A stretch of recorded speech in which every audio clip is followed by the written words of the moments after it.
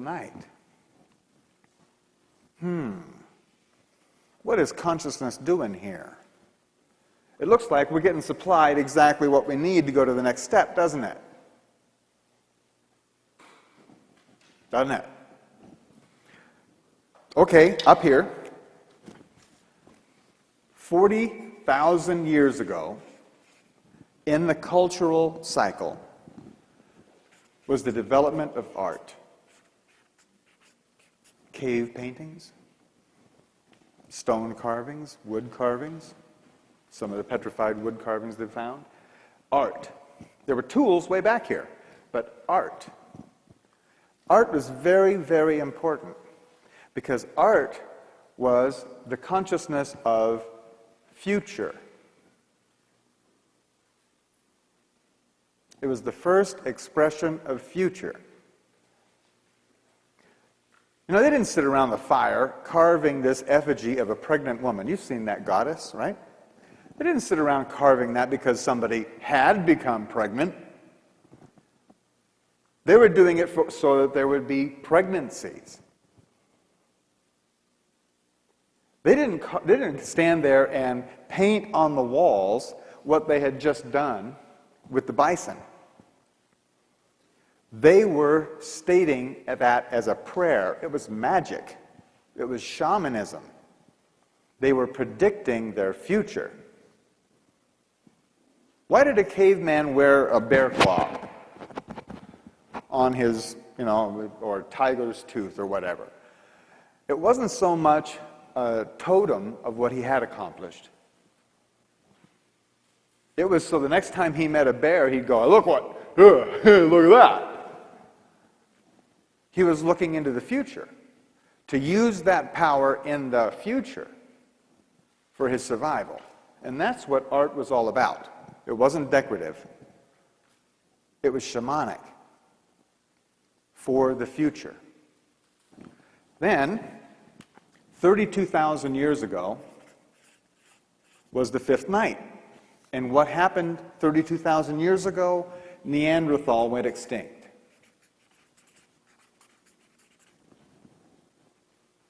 Do you know why Neanderthal went extinct? Have you watched that National Geographic special or studied any of it? Well, the archaeologists finally figured out why they did go extinct. It was very simple. They never changed. For 100,000 years, they used the same tools, chasing the same bison, living in the same caves in the same valley.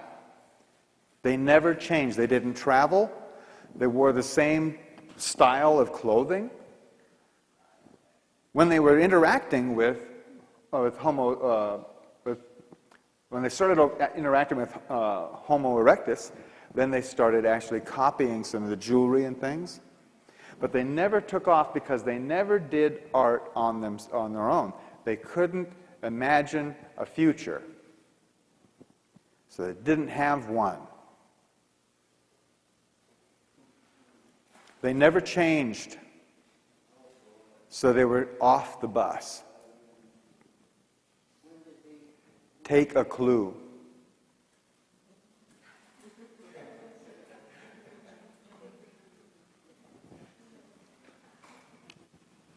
Okay.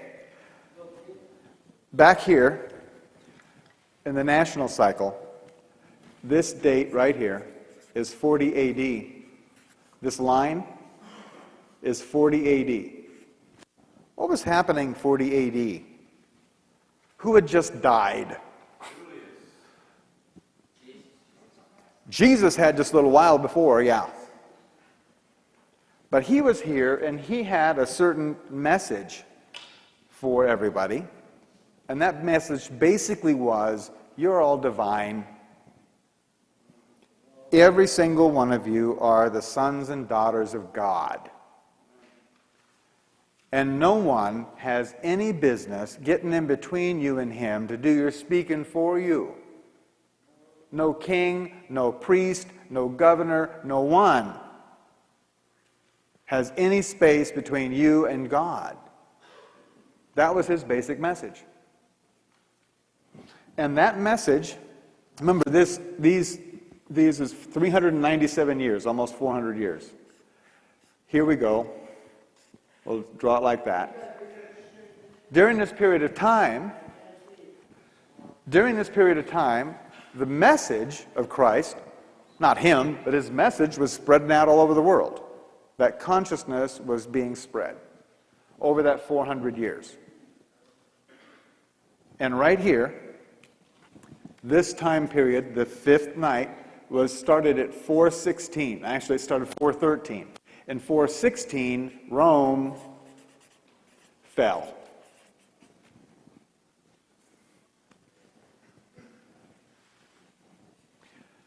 The most powerful nation on earth, the empire of Rome, fell. What the heck happened here? Did the swords go dull? Did the shields just fold up? What happened? Consciousness is what happened. The consciousness that Caesar was not a god, nor any of the emperors. That each person had his own voice. And that Rome was, frankly, very far away. So F you, Rome, you know? We're going alone, is what happened. It was individual consciousness that brought that down. It was the recognition of this truth that destroyed that. It was the application of this information that undermined the authority of Rome. Can't happen again, though, could it? Not in our lifetimes. Okay, the power or planetary cycle. This line right here, the fifth day, is 1913. What happened right then? E equals mc squared. Einstein's work was being published. And the general public and the scientific public were being apprised of this new understanding. Boy, there is the blueprint of our reality. That's a big opening for consciousness, huh? And then 1924, I mean right down the very center of that 20 years, 1924, Mr. Hubble discovered that we live in an infinite universe. Before that, you see, people thought that the Milky Way was all of creation. Mr. Hubble discovered that there are other galaxies and that they are accelerating away from us faster and faster, and that we live in an infinite universe. In an infinite universe, absolutely everything is possible, isn't it? Nothing impossible in infinity. Now there's an opening for consciousness.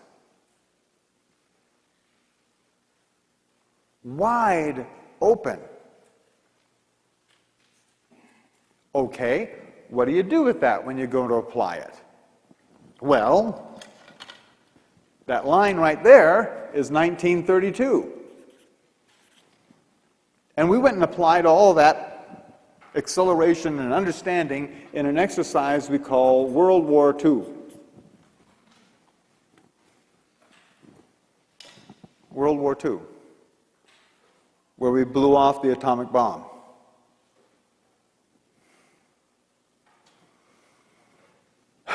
And brought upon ourselves the weight of the responsibility that we could be the last.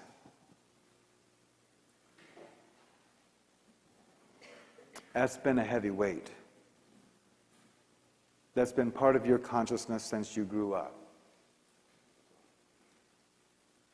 It's been a heavy weight. And I do want to point out something very important. As bad as all that waste and horror of World War II, It sure as hell wasn't 250 million years of meteor bombardment, was it? As a matter of fact, in World War II, 97% of all life did not go extinct, did it? You know, some people worried about, when the bomb went off, that it would cause a nuclear winter. An ice age global-wide didn't happen. As much as Hitler hated the Jewish people, they did not go extinct like the Neanderthal, did they? And when the Third Reich fell, there wasn't 30 years of war that raged across Europe, like when Rome fell. In other words, folks, things are getting better. Dramatically better. Now, sure, our expectations have risen also. Like right now, animals have rights. Back here, you women didn't have any rights. You were animals. You were property. You understand? Things are getting better, dramatically better. And you should expect it to get even better. Go ahead. A little bit of dissatisfaction is worth it. So this all is accelerating, going up. And it's going by stages. And it's getting faster and faster and faster. Now remember 2 million years ago, we picked up this tool called the mind? Well, we're going to have a little bit of problem with that thing. And I want to talk about that right now. The mind. The mind is a tool. And it's a tool that consciousness uses to distinguish similarities and differences between things. Okay? It is a tool, like a hammer or a saw. A carpenter doesn't think that he's his hammer. Well, not most of them. I know some guys that think they're their car, but that's not true. Some people think that they are their mind. Get over that right away. You are not your mind or any of your thoughts. If you do hold to that, you're going to be in big trouble, and I'm going to show you. See, the mind, you don't hear about this in school either. You especially don't hear about this kind of information. I took psychology classes, and no one in college ever talked to me about the flicker frequency. You ever heard of it? Flicker frequency? The reason you haven't heard of it is because this flicker frequency is very, very important in subliminal advertising, which of course you would never have experienced yourself. The mind works on a series of pictures. Well, special effects people know all about this. The flicker frequency. The flicker frequency is 24 frames per second. That's how fast your mind works. Your mind has a speed limit. Your mind can only think 24 thoughts in 1 second. It can only make this action 24 times per second. So it goes like a flip card strip. Here's a ball, and the ball's coming, and it's coming, and it's coming, and it bounces here, boom, and it looks like this. And then here it comes again, and it's going to bounce again. Right? That's how the mind actually works. Has anybody here been in an accident? Well, I don't want to bring up bad times, but something that was really dangerous. I mean, you could have died, and Did you see time slow down when you were in that accident? Yeah? Okay. Anybody see it go to stop motion? That was serious. What you just witnessed, and for those, maybe some of you kind of have that, and maybe not. I'm telling you, and you guys, I'll bet you will confirm it, these were peak experiences in your life. You still clearly remember exactly what happened, don't you?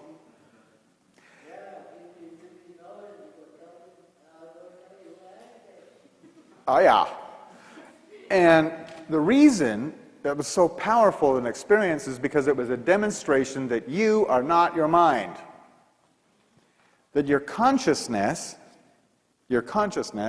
is not limited to how fast this thing works. Very powerful information.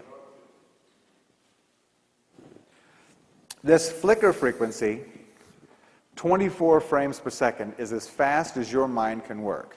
The mind is a tool supposed to do a job of seeing the similarities and differences so that you can make decisions concerning your survival.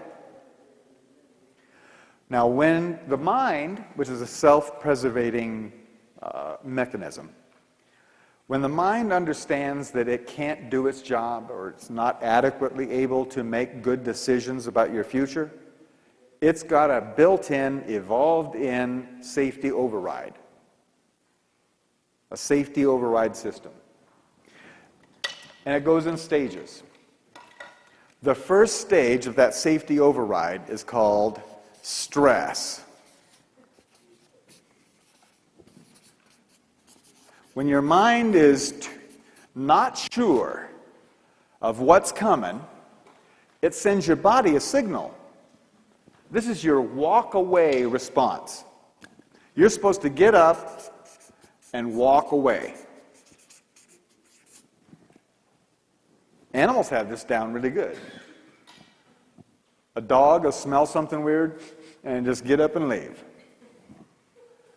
Us, on the other hand, we have had parents and teachers and now employers who would not have us just get up and walk away, right? So, we have adapted to stress. As a matter of fact, stress is a character evaluation on you. How much stress can you handle? That's right. Because if you could handle more stress, you'd go further up the corporate ladder. That's really what the glass ceiling is on each person, is how much stress can you handle? I was just going to say that most disability companies no longer have stress as a reason for being away from work. You cannot get that coverage anymore. Right. As of 2 years ago. Meanwhile, doctors, the AMA proclaims that 80% of everything that goes wrong with your body begins with stress. Stress is such an epidemic proportion that all the benefits that used to be afforded to workers for stress have been cut off. Everybody's got stress. It's a pandemic. Now you guys kind of have a clue as to why. You know, if you make a telephone call, you're hooked up to computers that are making something like 4 to 5 billion decisions per second. Your mind is doing 24.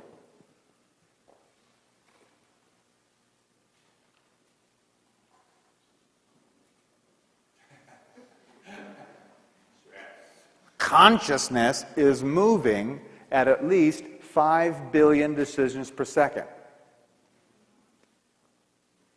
You understand that consciousness is as fast as you can realize? So now we're talking about nanoseconds, which is 1/1,000th of a second. I mean, 100,000th of a second. Wow. Consciousness has just sped away from your mind. It used to be when this territory was settled, the people who settled it built everything in their house.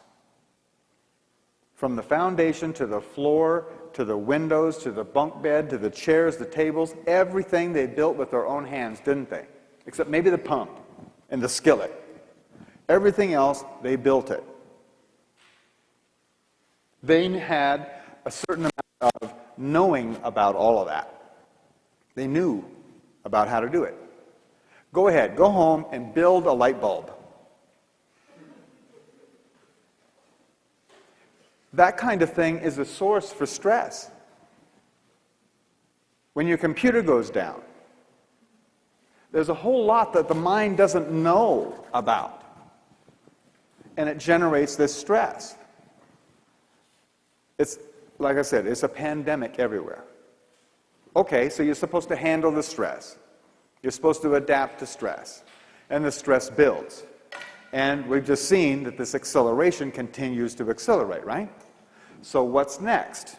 If you don't handle the stress, then you go into this. The mind does this. It goes into the fight or flight. Now, here, all logic, this is suspended. There is no similarity or difference anymore. It's just a drop of adrenaline in your system, and the body is supposed to either run away or fight its way out to preserve your idea of survival. That's the mechanism. This, though, this fight or flight, this is desk rage. This is road rage. This is Columbine High School. This is terrorism. And all wars. That's what this is. And that is on the massive increase, isn't it? So what happens if you can't fight your way out, you can't run away? For instance, if you go and punch the boss in the nose, or your teacher, then you're going to end up in jail or at least out of a job. Right? So if you can't fight your way out, you can't run away, what's left? This. Oh, I want bigger. There's one last-ditch effort on the part of the mind to survive this.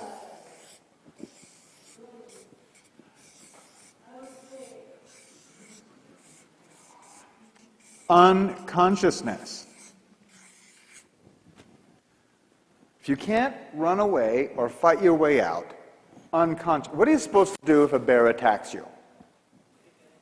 You're supposed to play dead. Maybe he'll only eat your arm.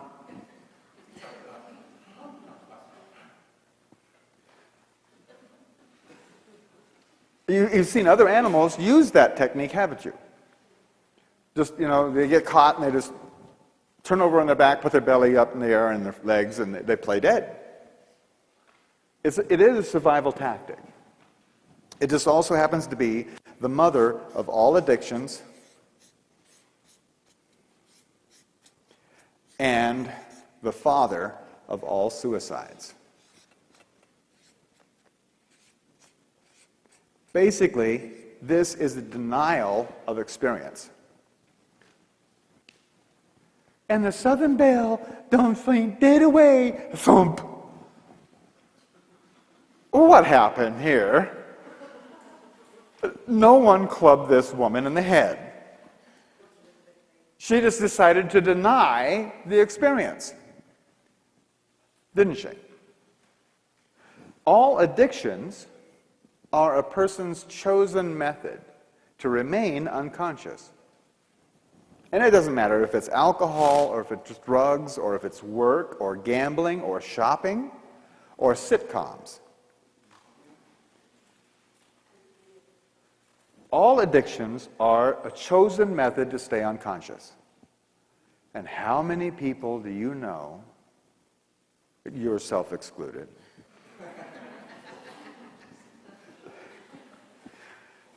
are stuck in that sort of thing. A whole bunch of people, huh? Are you starting to get the impact of what this acceleration means? 400 years ago, people had lots of time to sit and ponder things before they changed. In 400 years, you had lots of 24th of a second to work it out. But now, it's not that way, and it's going to get faster and faster on everybody you know, including yourself. This is a serious situation. This is why the world looks like it's going to pieces. Because it is. The mind was not built for speed. It was evolved when things were going a lot slower. You know, trying to keep your mind up to speed is sort of like taking your donkey for a run behind the family station wagon at 75 miles an hour. It's just not pretty. But that's what's happening to everyone. And it's going to get even more dramatic in the future. Okay? So, we're going to replace a tape.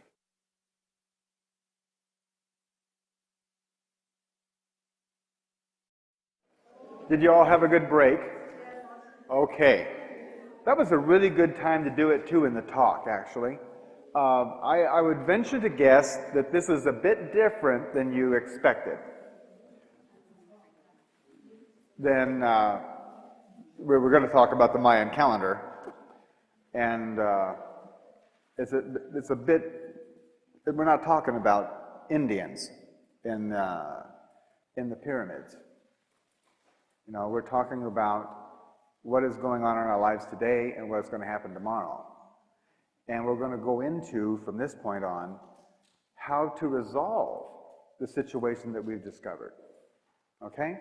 And how you can take this out to your friends and neighbors and help them to resolve it too. Because you want to have some company, don't you? So we've got this situation, and I think it's registering on you, isn't it? So now, it's pretty evident that we are all going to be going completely out of our minds.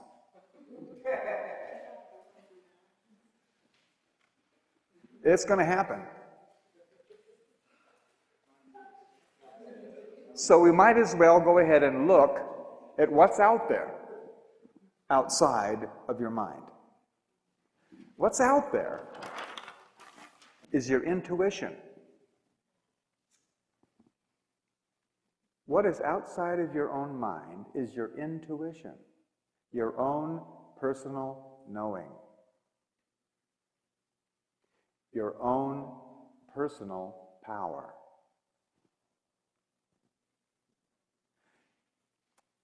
Intuition. This intuition, your own knowing, without having to rely on any outside information or evidence whatsoever, was made a death sentence by the Catholics during the Inquisition. They murdered over 4 million women for having intuition. Yes? Just for the record, I'd like to say that there was a news story came over the media within, I think, about the last week, where the Pope was asking for forgiveness what the Catholic Church had done during the Inquisition. Well, should we go ahead and forgive him? I think so. I don't even know where all the bodies are buried. Where the what? The bodies are buried. Oh, they're gone. Those 4 million women, anybody who professed to know something without first producing the actual physical evidence on how they came to know it, was declared a witch. And they were burned and dragged and stabbed and they were persecuted. And as a result, intuition went out of style. We just put it on the shelf. The Catholics knew what they were doing, because this is your personal power. It's your own power. And you know the law of supply and demand. If everybody's got power, then what's mine worth? If nobody's got power and I've got it, mine's worth a whole lot more. And that's what they were doing to everybody. And that caught on and has been brought forward to the situation we're in right now. And thank you, Pope, for asking for forgiveness. It's about time. Actually, it's perfect time, because we can now afford to forgive them, because there's a larger understanding of what has been going on over all this period. There is no fault here. There is a process. You know, Hitler, right here, was just doing his job. The Bushies right now, Bush and Rumsfeld, Ashcroft, all those guys, they're doing a great job. They really are. Anybody want their job? Go, guys. They are tearing down everything that the power structure stands for in record time.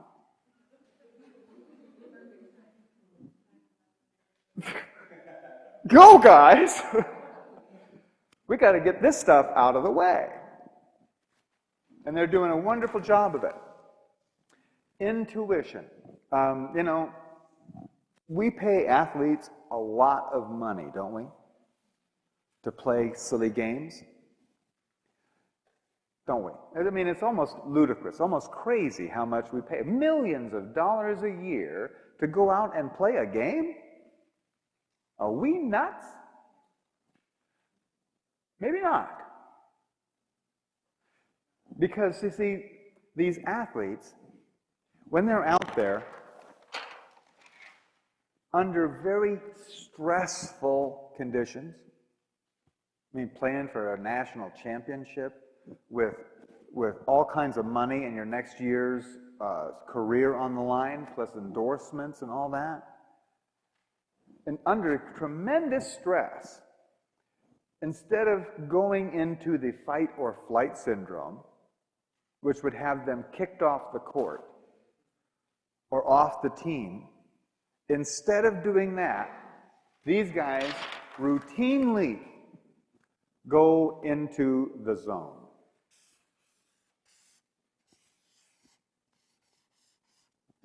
And they make the spectacular play.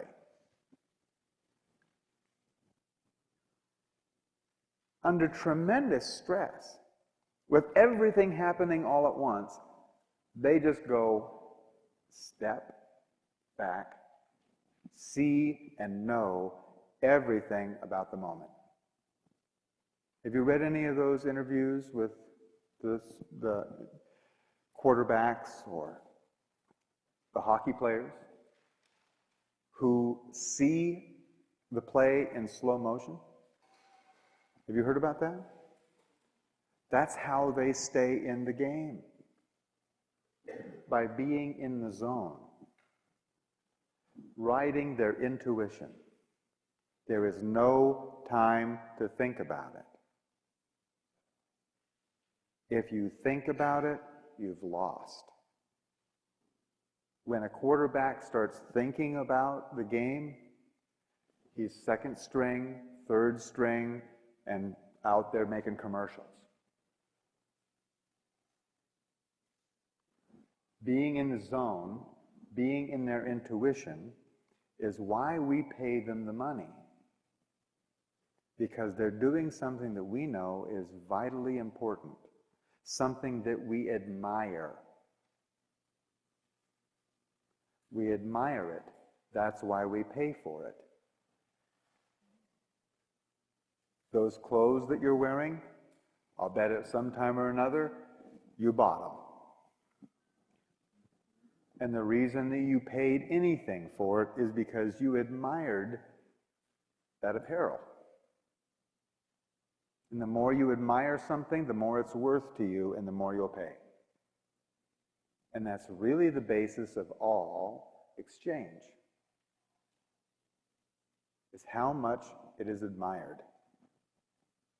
You can even admire how much you hate something, or how much distaste you have for it, or how ugly something is. You can admire how ugly something is, can't you? God, that's ugly. It's an amount of admiration. In fact, it's what beings exchange. Beings exchange admiration rather than money or thoughts or communication. They really exchange admiration between one another. You want to know where economy is moving to? It's moving away from money, isn't it? And it's moving into the exchange of admiration rather than physical goods. But this intuition, being in the zone, is very, very important. And since we're all going to be going out of our minds, oh, you'll still have one. You know, it's sort of like you still have, we still have bodies, you know, we're using those as a vehicle, you know. You'll still have a mind, and you can still add 2 and 2 and that kind of thing. But when it comes down to dealing with changes and the amount of rapid change that's coming, this is the only thing that will work. You will not have time to think it through. You will only have time to take the action. And when you're thinking, when you're using the mind, what's also in there is all the fears, doubts, worry. Okay? Big clue. How do you know it's your intuition and not your mind? Your intuition is always, no matter what the circumstance, and you guys that were in the accidents, remember? When you were engaged in your intuition, there was no fear. There was a calm certainty, a knowing of what to do. There was no time to worry about whether you were doing this right or wrong. It was direct action. Your intuition, no matter what or how dire the circumstances, your intuition will always be calm and knowing. Your mind, on the other hand, will throw in the kitchen sink. I've talked to some people who shared experiences with these accidents and whatnot. They made it through the experience, and other passengers in the car or companions didn't survive the situation. And these people knew exactly why they didn't survive. The passengers didn't survive, and they did. It was because they personally stayed right there in the moment, while the passenger was going, "Oh, no, I'm denying this is happening at all." They were in their mind. The survivor was in their intuition. That's how important this is.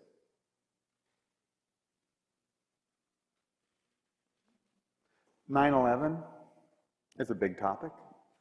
9/11, who survived, who didn't? The people who followed their intuition and went fishing that morning instead of to work survived. The people who got down out of the buildings when the first plane hit, and including in the second tower, the people who got out of the buildings, followed their intuition, took a break, went home, they survived. The people who got out of the buildings then heard the all clear, and their boss reminding them that they had customers on the West Coast that they should be selling stuff to, and then got back in the elevators and went back up into the buildings, didn't survive. What was the difference? The guys that went back up in the building had a reason.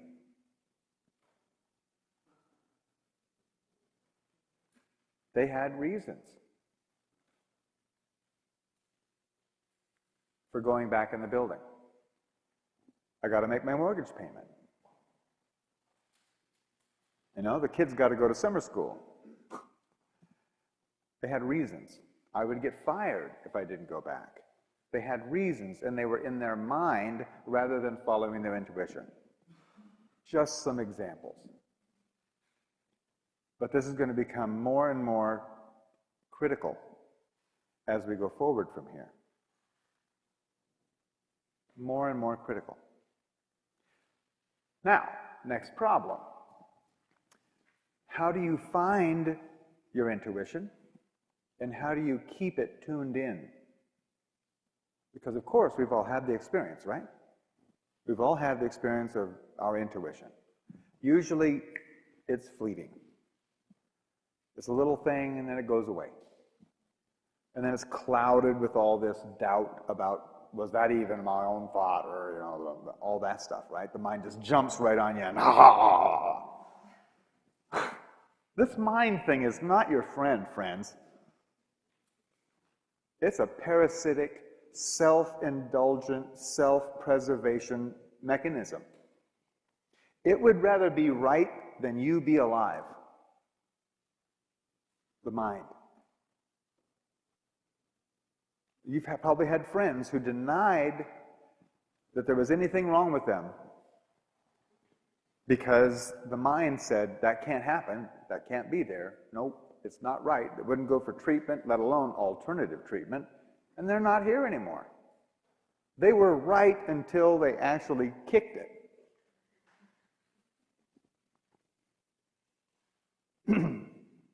This is not a fairy tale. I mean, the mind would rather be right in a lot of people than be alive.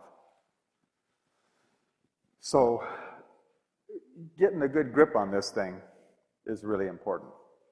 And having this engaged really puts the mind in its place, where it becomes just a tool rather than an identity. So, how do you do that? Well, intuition is your own personal knowing, right? And all knowing comes from a source. We don't have to give it a name even. It just comes from somewhere. And it comes in a flow, more or less. It's like there we go. We'll have this flow of creation. See, the source of this flow would necessarily be the source of all knowing, because all that happens is coming out, all that exists is coming this way. So, here we have your consciousness in this flow of event. Okay? Here we go. Like this.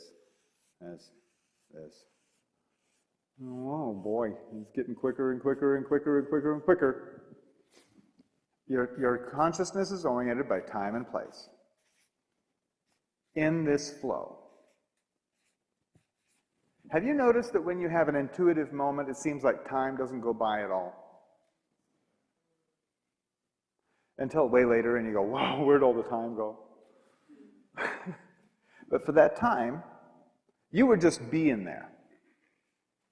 In one moment, just like it was a flow. Okay? This is the schematic of how this works.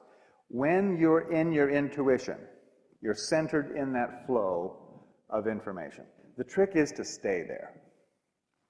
It's not so easy with everything that's going on and with your mind preying on you. But the Maya had two things on their side. One, things were going slower, but they had a couple of other orientations. We are oriented, our consciousness and our society is oriented by time and place. Time and place, time and place. Physical, physical, physical, physical. The Maya had some more help. They had this orientation right here, which is called personal intent.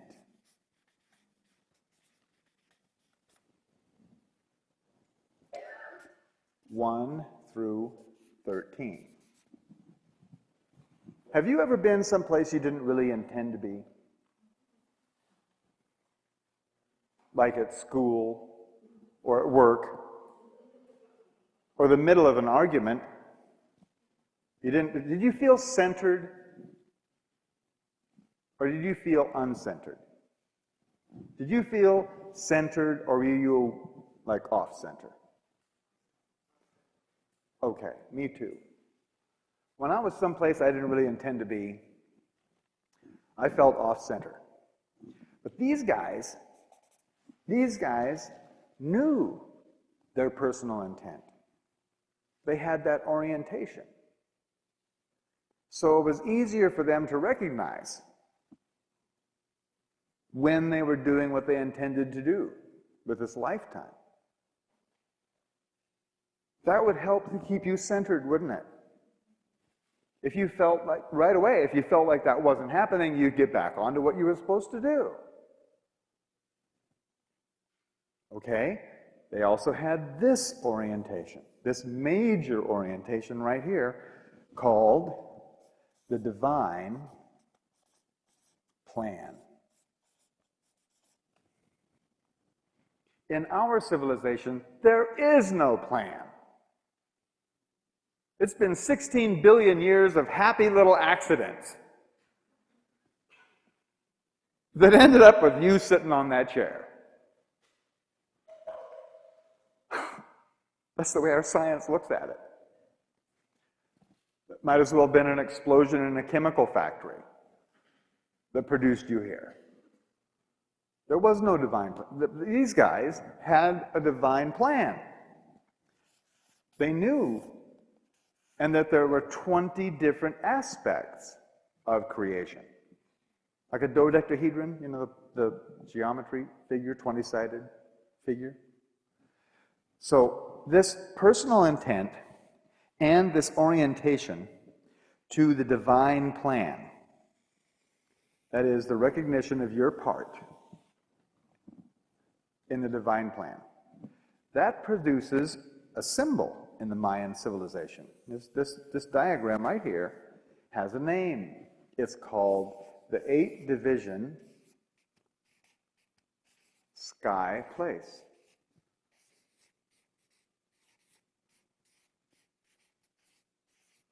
And that symbol stands for heaven. You've been there. There are moments in your life when you were oriented by time and place. You knew you were doing what you desired or wanted to do, and you knew you were a part of something much larger than yourself. Felt cool, didn't it? Heavenly, huh?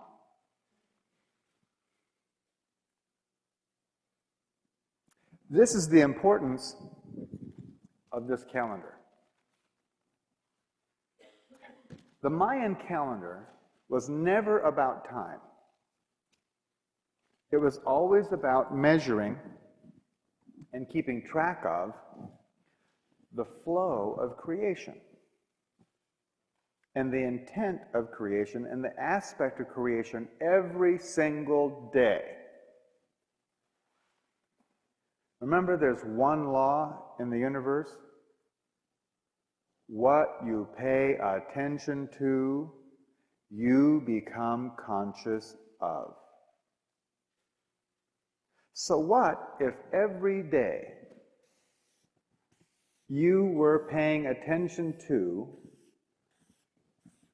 the energy of this flow of creation, what would you become conscious of?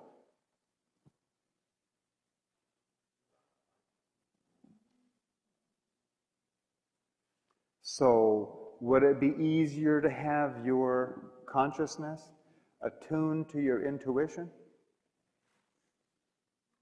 Easier isn't all that good a word. It's automatic. Without any effort, without any thinking about it at all. And I mean no meditating, I mean no, just forget it. You look in the morning to see what the intent of creation is for that day. Then you go and you live your life.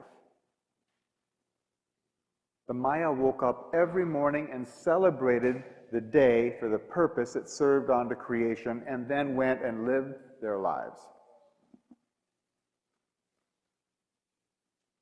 Every day. You know what the word entrainment is? Entrainment is the automatic syncopation of life forms or even mechanical objects. Science doesn't have a real good explanation on why it happens, but they sure know it happens. One example is a baby and a mother, and when they're nursing, the mother and the baby's heart go into rhythm. They beat at the same time. That's called entrainment. It's a natural matching up. It works for objects too. If you take cuckoo clocks in a clock shop, for instance, and you get them all ticking at different times, within a week or so, they'll all be ticking and talking at exactly the same time. It's called entrainment. And what this is a tool to entrain your consciousness to the flow of creation. 13 and 20. 13 and 20.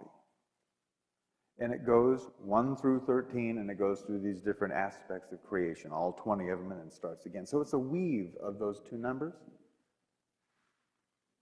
And you can go way into thinking about it, and it will do you no good whatsoever.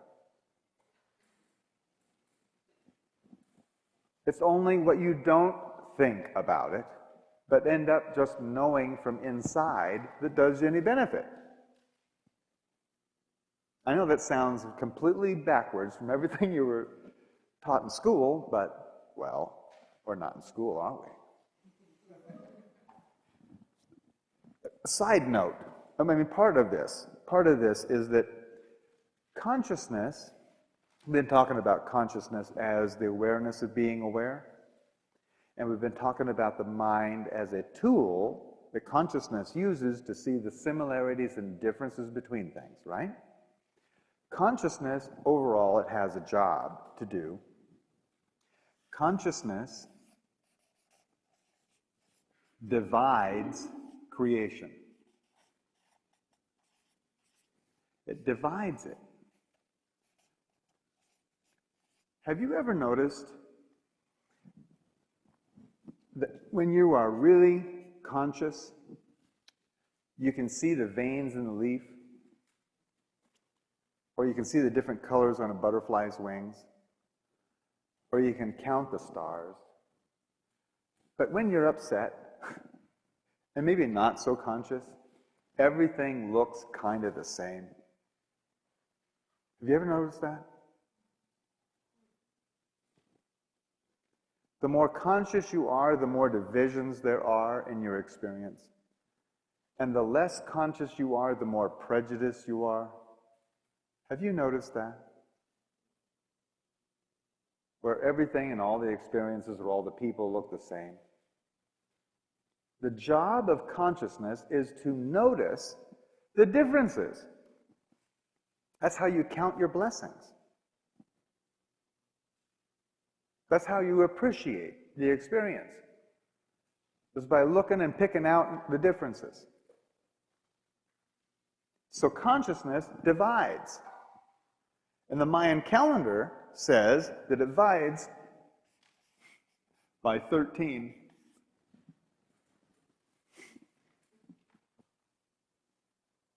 All consciousness is divided by 13 in increments of 13 and 13 and 13 and 13. 13 is the number by which consciousness operates. No wonder 13 is unlucky and satanic.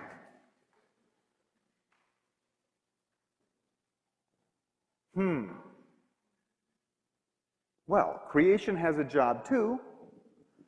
Creation, I mean all of creation, multiplies.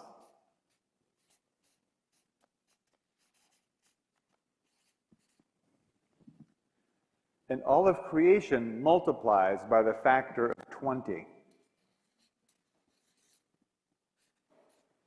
20 times.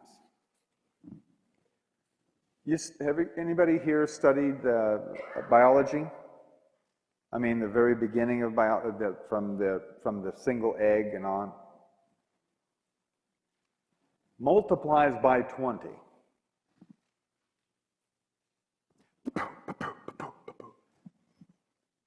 That's how you got so big. It's through multiplication of your own cells. And it does it in factors of 20. From top to bottom. Interesting, huh?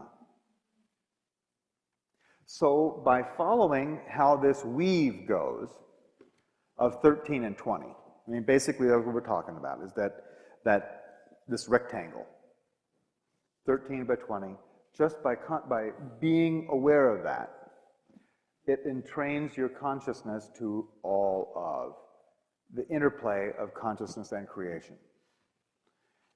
And there's nothing that you can think about it that's going to help. It's just what you end up knowing. And your intuition kicks in, and you end up in the right place, meeting the right people, doing the right thing. That's what's going to get us all through this. I'm not saying that this is the only way to do that. I'm saying that this one works all the time.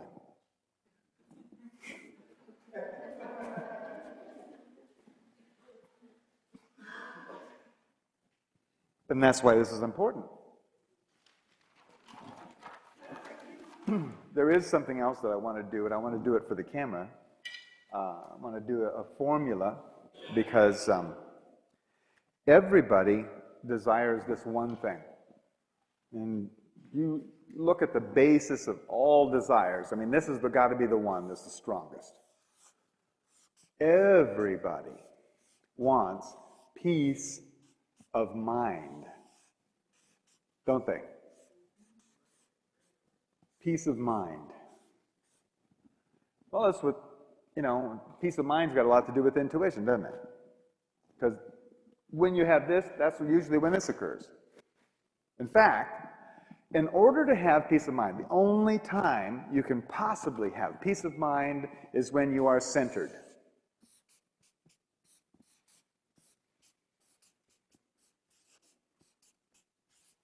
Isn't that true? It's only when you are in this position that you can have peace of mind.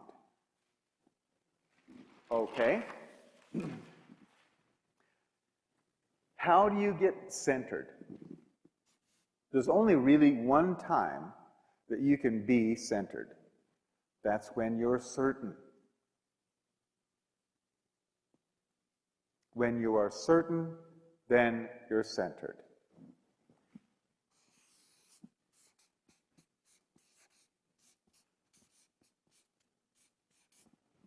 Okay, where does certainty come from? There's only one source for certainty: the recognition of patterns.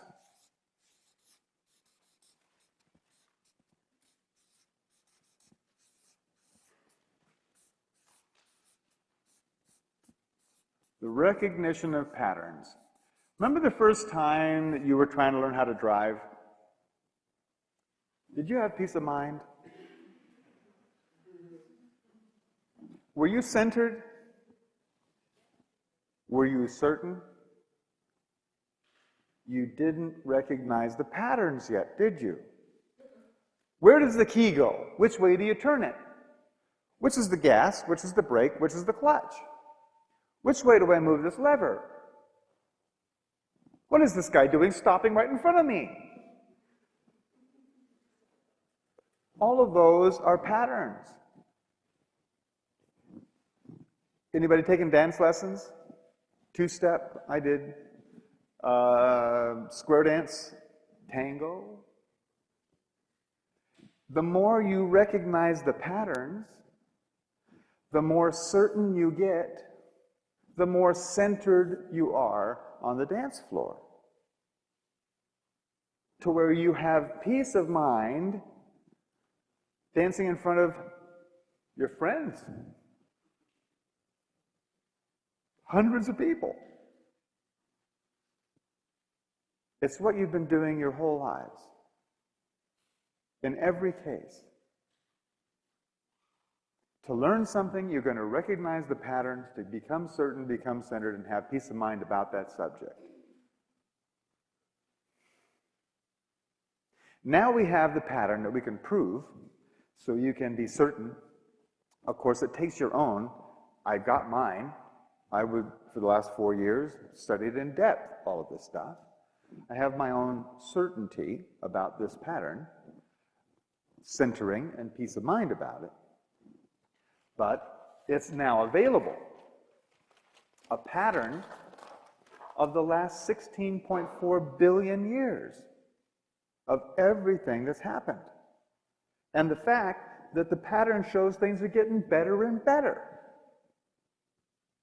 No matter what it looked like at the time, we are evolving. And the situation is getting better and better and better. That will go forward into our future too. Because this ethics is scheduled to overcome power. Just like power overcame law. Have you recognized that? Law overcame reason, didn't it? Didn't it? We studied the law for quite a bit ourselves, just previous to coming here, for about 20 months. And there's very little reason or sanity in the way laws are written.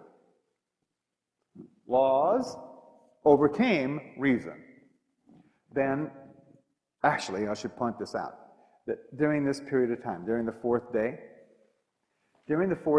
of this cycle right here, law overcame reason. During the fourth section of this right here, which was from 1874 to 1894, was the fourth day. That's when power overcame law.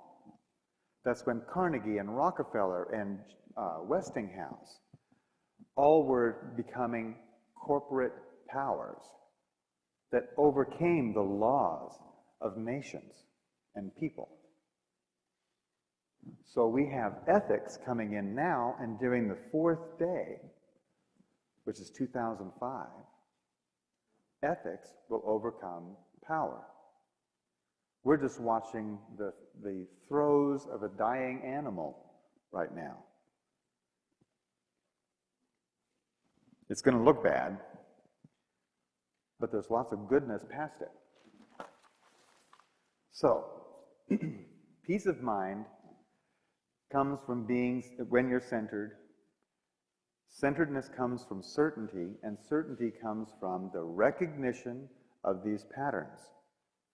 So you can look out there and see what's going on and know with certainty that things are getting better. It's going to be very important. You're outnumbered. There are more people worried than certain. There's more people afraid of the future than looking forward to it. That you know. You're outnumbered. So it's very important that you have this as down as you can get it. At our webpage, we have a webpage, and there on the webpage are articles and dates and places to look up data and match the dates so that you yourself can do the research. And don't rely on me or anybody else. It's your certainty you're looking for, not mine. Does that make sense? What? The website. Yeah. I'll just write it big on another piece because I wanted to do something else there. Okay, here's the website. Of course, it's got the W's.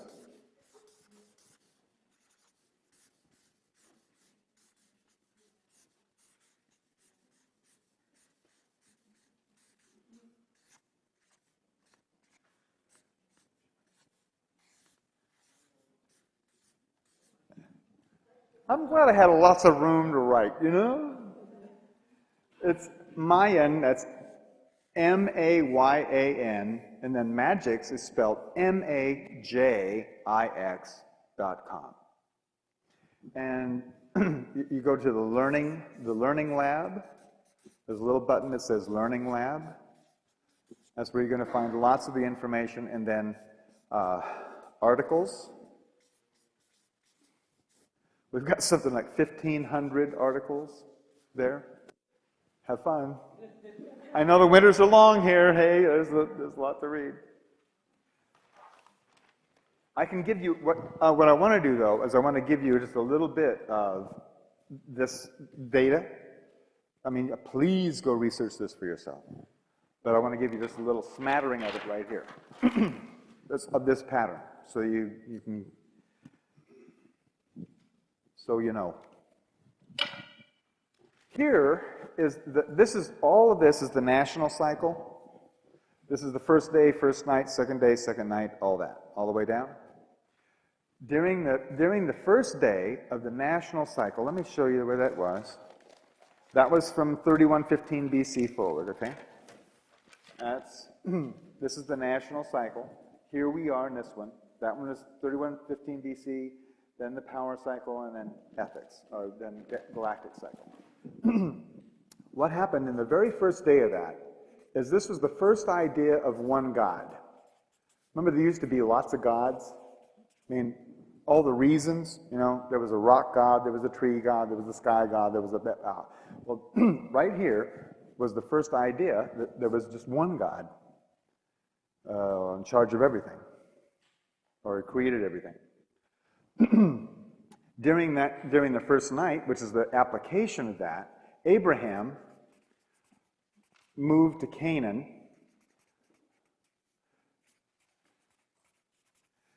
and started up a church for that one God. That was the application of that. Then, down here, I'm going to skip a little bit. Down here, the third day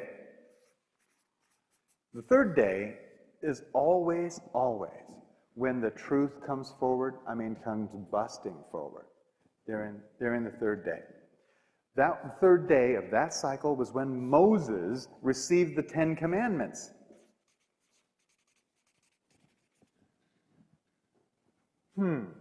Has that got anything to do with law? Boy, it was laying it down. During that third day, boom, the law was laid down, and that's what the national cycle was all about. Then, during the third night, Islam was created during this third night. And Pythagoras was developing his theories of geometry during this third night. Okay? During the fourth day, right here, during the fourth day, Confucius, Lao Tzu, which was a very important Chinese philosopher, Buddha,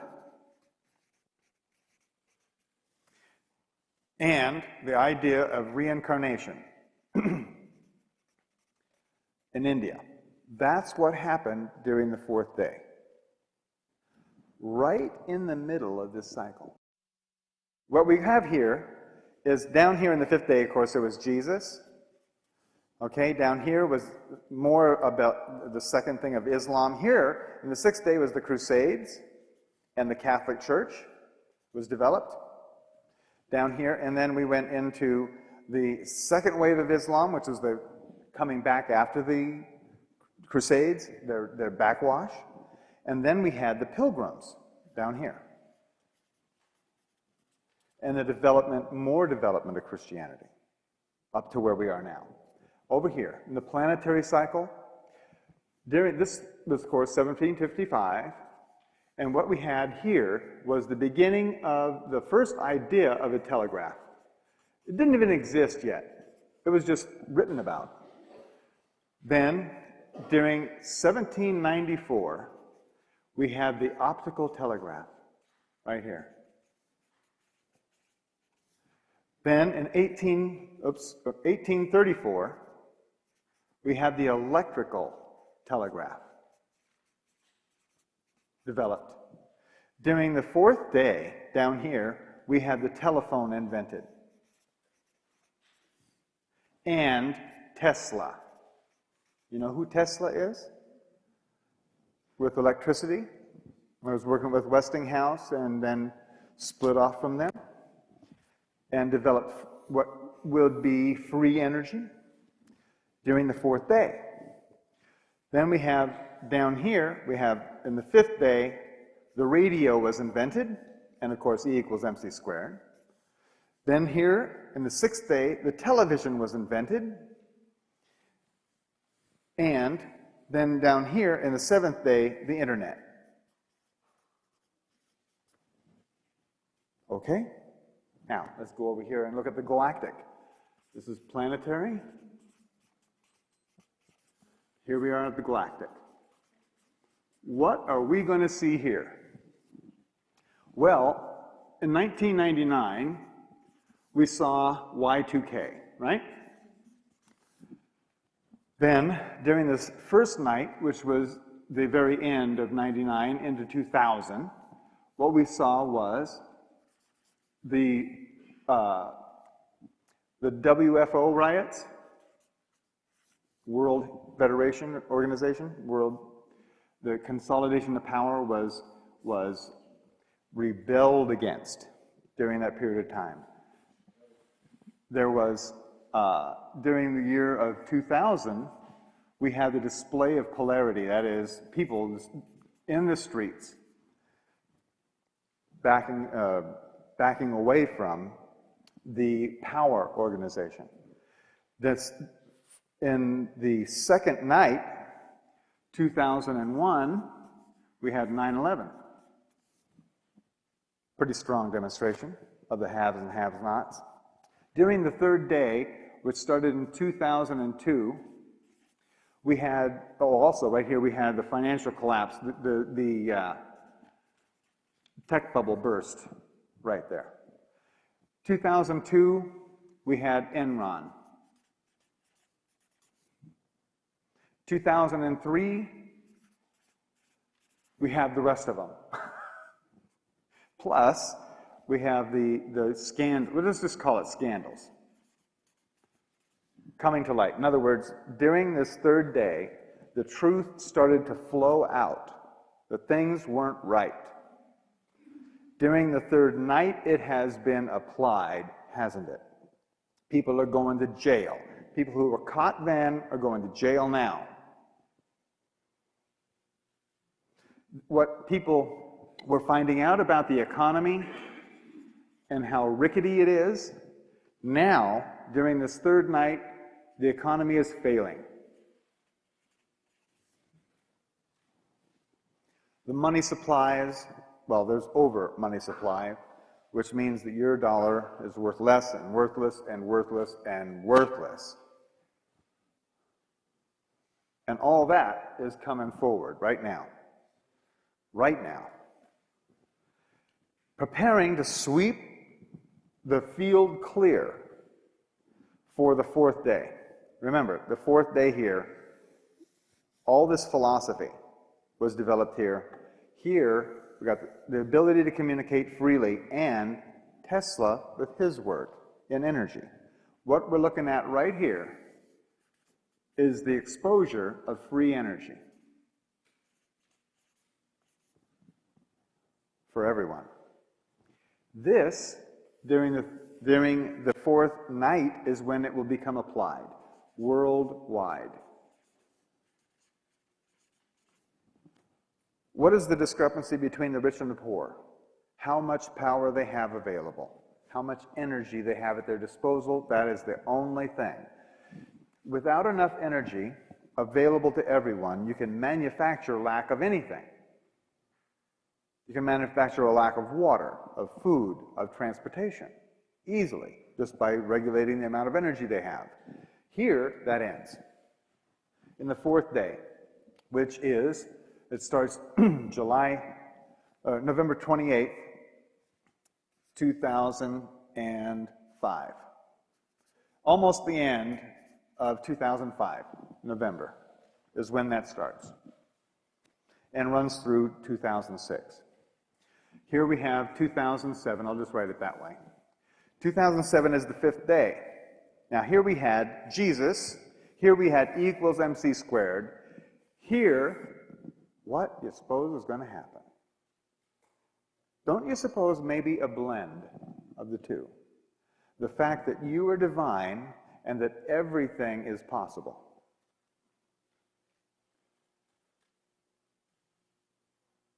I mean, here is where we're liable to meet the neighbors. Extra terrestrials. Right there. 2007. We can't meet them face to face right now because we don't have an ethical consciousness, do we? We have a power consciousness. We shouldn't be out there. Can you see us out there in the galaxy right now? Earth number one, we'll kick your ass. You know, that's how we'd go at it. We'd be attacking everybody. We're under quarantine until we get over this power trip. Then we'll be able to meet the neighbors. And during this time, right here, in 2000, by 2008, there will be the end of manufactured lack. Absolutely, there won't be any lack of anything. Because up here, during this period of time, we will have teleportation. You think we're kidding? I have an article right here about, I'm not going to read the whole thing, but there's a little article right here about spooky science. You guys read that in the paper? It was in your guys' paper.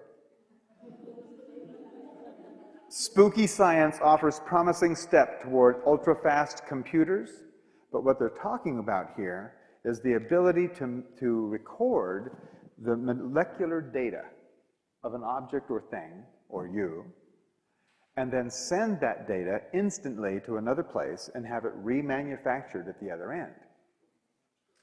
Beam me up, exactly. And they're moving right toward it. It's constant acceleration. So by this time, by 2007, we'll have teleportation, at least for objects.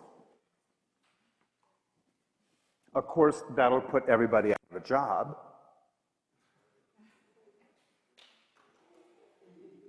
Yeah. I mean, everybody, most of you guys have something to do with the delivery of goods or services. It's instant delivery. And if you can take a recording and send it once, why not be able to send it 1,000 times to different places, all at the same time? So where's the fall of the financial world? Right now. Now. This, third night. Right here. The question is, when is the falling of the financial world? Right now. The dollar and the Canadian dollar, the loonie and the toonies are absolutely worthless. They're worth nothing. They're not worth any, they've taken up space in your pocket. So what's going to replace it in the new world then? Only admiration. Yeah. Then, I'm going to go on just a little bit. 2009, will be a time of getting used to bliss. It's going to take some practice. We've been so involved in everything going wrong that we're going to have to get used to being able to create things going right. It's going to be like learning to walk or live all over again.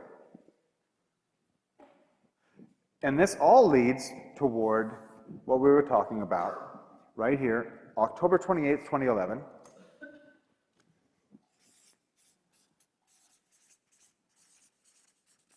October 28th, 2011, the end of the Mayan calendar, when we are consciously co-creating our experience.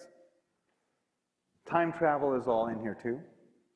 So if you can travel any time you want, what good's the calendar? You know, it all goes, the whole idea of time and space goes extinct as orientations. That's what's in our future.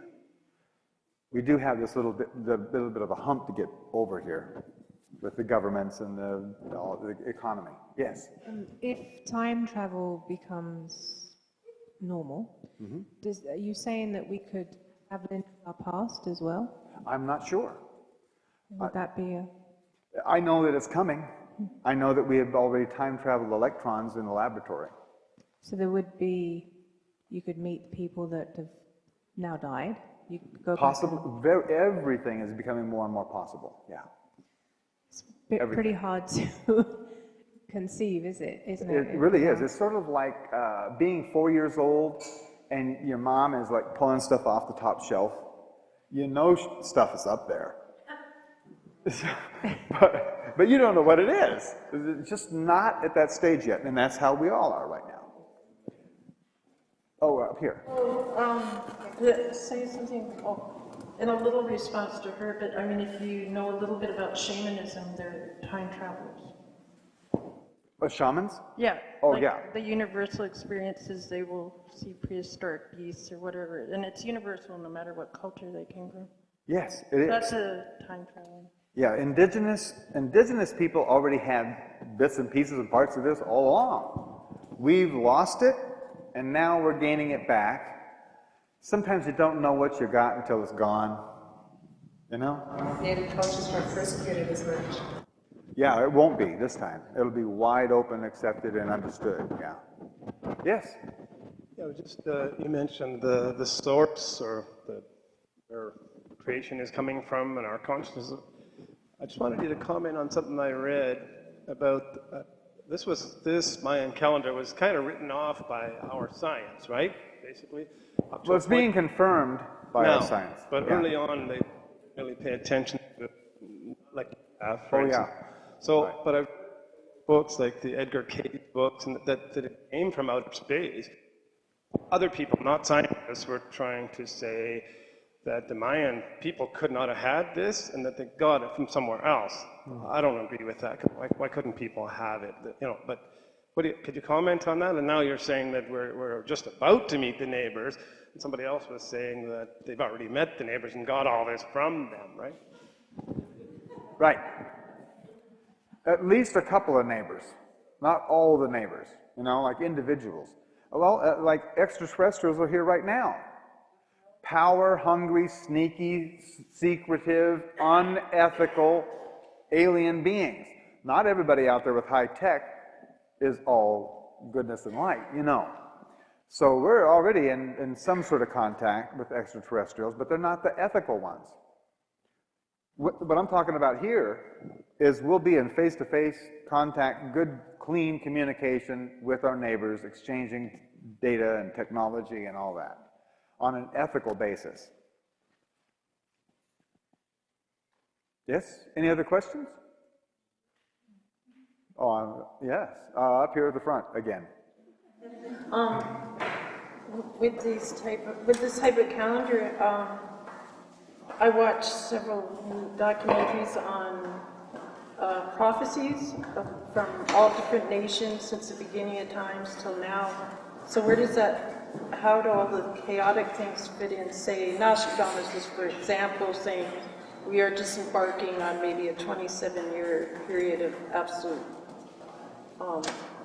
war and miserable things. Well, we're embarking on an absolute destruction of everything that you rely on. Okay, so that's all included.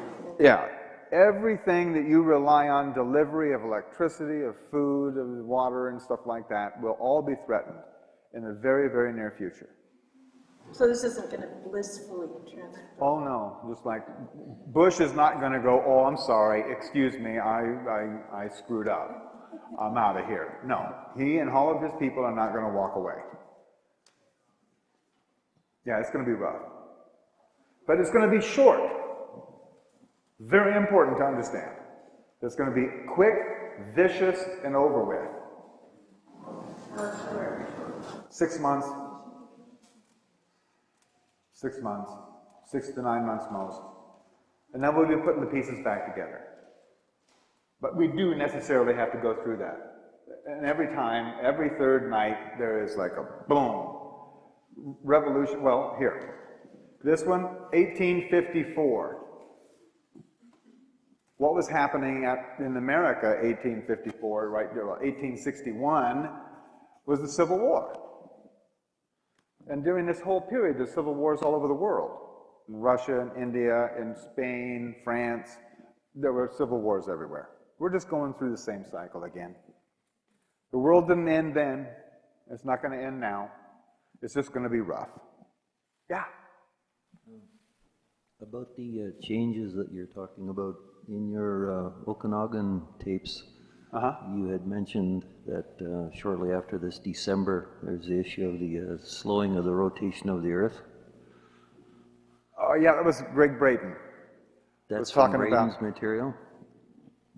That's from Greg Braden's material? Yeah, Greg Braden was, I was referencing to Greg Braden's material where he was saying that we're going to be coming to 0 point. Right. Zero magnetics and a slowing of the Earth and then a reversing of the spin. I would like to hear your comments on what type of a reality you envision after the Earth has stopped and started the other way, in light of the comments about all these new technologies supposedly coming in. And I don't have anything concrete to say about it. I have my own personal thoughts about it, that it will reverse the polarity on the power, you know, to where people won't be so self-centered, but will be open to more inclusion. But my question still comes to the point that if this scenario does take place, then realistically one could assume that we're looking at something like, what, 2 or 3% of the world's population surviving? You start spinning things. More than likely it'll be about it'll either be 2/3 or 1/3. Okay. Because that's the natural proportions of everything, is 1/3 to 2/3. So it depends on how well people understand what we're coming up on and going through. So this is the ascension process, basically. Well, it's when we talk about ascension, that's the intuitive mind, right? So the promise of ascension is that this time we're taking our bodies with us versus leaving them behind. Our consciousness will teleport us, in other words. Oh, yeah. When the time is right. Actually, right now it's happening. It's a process. Yeah. It's like a tree grows up and then bears fruit, but it's been growing the whole time. You see, we're growing very rapidly right now. Do you think it's a possibility that those that aren't ready would be teleported to another place, or is Earth going to stay Earth? It's very possible that aliens, not so ethical, will very soon show up in the skies and start teleporting people, you know, beaming them up and shipping them wherever. I mean, it's much more is possible now than ever before. Like all kinds of goodness and badness all at the same time. All the science fiction shows that you've ever seen, those possibilities are more there. Because more is happening in less time. What exactly is going to happen, nobody exactly knows. Other than, we're going to call an end to this talk. That is predicted. I'm getting hungry, and I bet you guys are too.